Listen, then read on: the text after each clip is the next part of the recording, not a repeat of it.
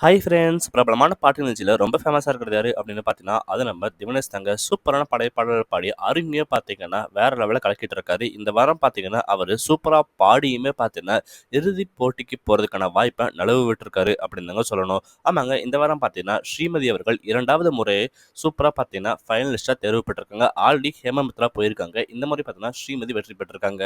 இந்த முறை நம்ம திவினேஷ் அவர்கள் என்ன பாடல் பாடுனாரு அப்படின்னு பார்த்தீங்கன்னா, மனிதன் என்பவன் அப்படின்ற பழைய படத்துலேருந்து பார்த்தீங்கன்னா சூப்பராக அருமையாக பாடியிருக்காருங்க. சுமைதாங்கி அப்படின்ற பாடலை கேட்டு முடிச்சதுமே பார்த்தீங்கன்னா எல்லாருமே எழுந்து கைதட்டினாங்க. குறிப்பாக கோல்டன் ஷவர் அப்படின்னு சொல்லப்படுற தங்க மலையை கூட பரிசாக கொடுத்துருந்தாங்க. இருந்த போதுமே பார்த்தீங்கன்னா இந்த முறை அவர் இறுதிப் போட்டிக்கு போகலைங்க. யோகாஸ்ரீயும் போகல, திவினேஷும் போகல. இந்த வாரம் ஸ்ரீமதி அவர்கள் இறுதிப் போட்டிக்கு போயிருக்காங்க.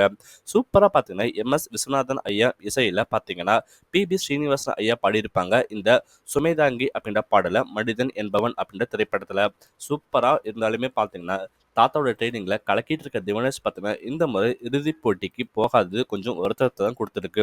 யாருக்கெல்லாம் பார்த்தீங்கன்னா, திவினேஷ் அவர்கள் நிச்சயமா இறுதிப் போட்டிக்கு போவாரு அப்படின்னு நம்புறீங்களோ, மறக்காம திவினேஷ் அப்படின்னு கமெண்ட் பண்ணுங்க. உங்க கமெண்ட்ஸ் நாங்க ரொம்பவே ஆவலோட எதிர்பார்த்து காத்துட்டு இருக்கோம். திவினேஷ் பிடிச்சவங்க மட்டும் திவினேஷ் அப்படின்னு கமெண்ட் பண்ணுங்க. மேலும் திவினேஷுடைய தகவலை பெற நம்ம சேனலை லைக் பண்ணுங்க, சப்ஸ்கிரைப் பண்ணுங்க, ஃபாலோ பண்ணுங்க, ஷேர் பண்ணுங்க. நன்றி, வணக்கம்.